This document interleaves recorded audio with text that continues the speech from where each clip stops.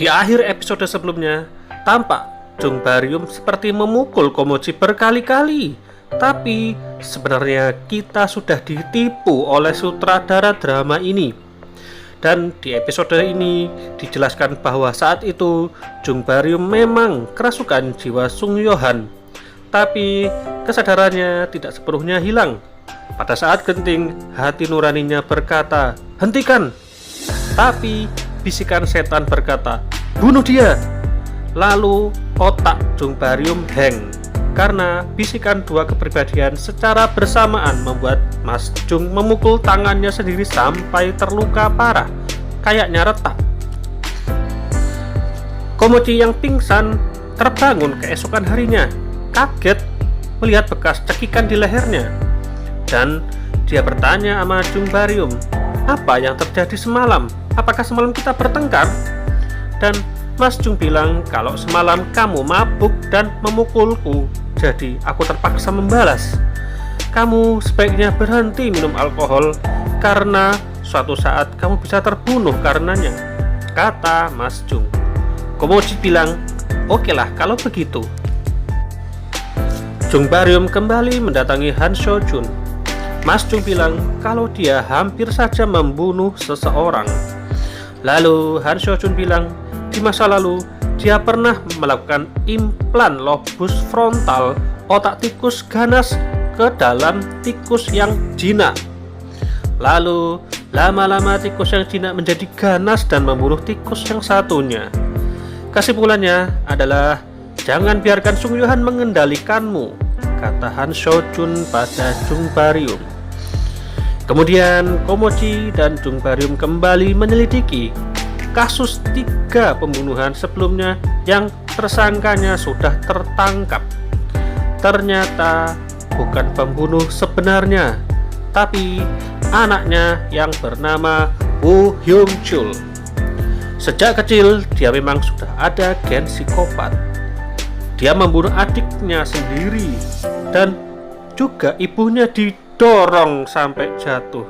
Walaupun kasusnya jadi kasus bunuh diri, tapi dia yang bunuh. Jadi ini mirip kasus Sung Yo-han. Woo Hyung-chul yang melakukan pembunuhan 3 wanita akhirnya ditangkap berkat kecerdasan detektif Conan. Maksud saya adalah Jung Baryum. Tapi karena tidak kuat bukti, dia dibebaskan lagi. Sementara itu, Jung Baryum yang lagi galau menemui Mbak Bong Yi dan menyandarkan kepalanya ke Mbak Bong Yi. Ceritanya lagi pingin dimanja. Cie. Pada suatu malam sepulang dari kerja, Komochi mengunjungi Mbak Bong Yi. Komochi minta Mbak Bong Yi pindah karena lingkungan ini tidak aman. Apalagi sebelumnya ada seseorang berusaha membunuhnya. Tapi Mbak Bong Yi gak mau. Rada ngeyel ini anak, padahal sudah berkali-kali berhadapan sama psikopat. Lalu terjadi pembunuhan lagi.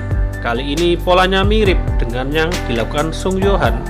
Korban dibunuh dengan dibakar dan ada tanda salib di lokasi. Jangan-jangan jiwa psikopat Sung Yo-han dalam Jung Baryum bangkit, tapi masih belum dipastikan, hanya dugaan saya. Pembunuhan kembali terjadi, dan seperti sebelumnya, Jung Baryum mencium aroma min di TKP. Seperti kasus pembunuhan Sung Yo-han dulu, Jung Baryum menyelidiki sama Mas Bowo. Mas Bowo agak heran sama Jung Baryum. Bagaimana dia bisa menjelaskan istilah medis yang hanya diketahui sama orang yang kuliah di kedokteran. Jung Baryum sadar sepenuhnya bahwa kecerdasannya adalah juga karena otak Sung Yo-han yang juga seorang dokter.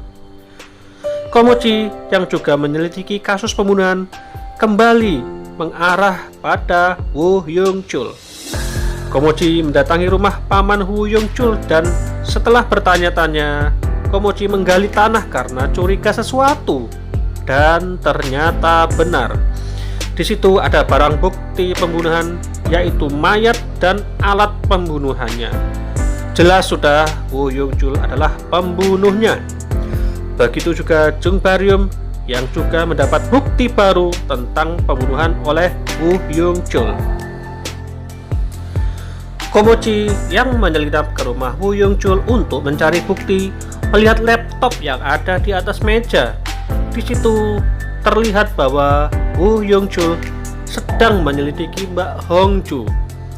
Kemudian Komochi yang sadar dan kaget segera OTW ke tempat Mbak Hong Ju, dan sesampainya di sana ternyata Mbak Hong Ju tidak apa-apa, aman-aman saja di rumah.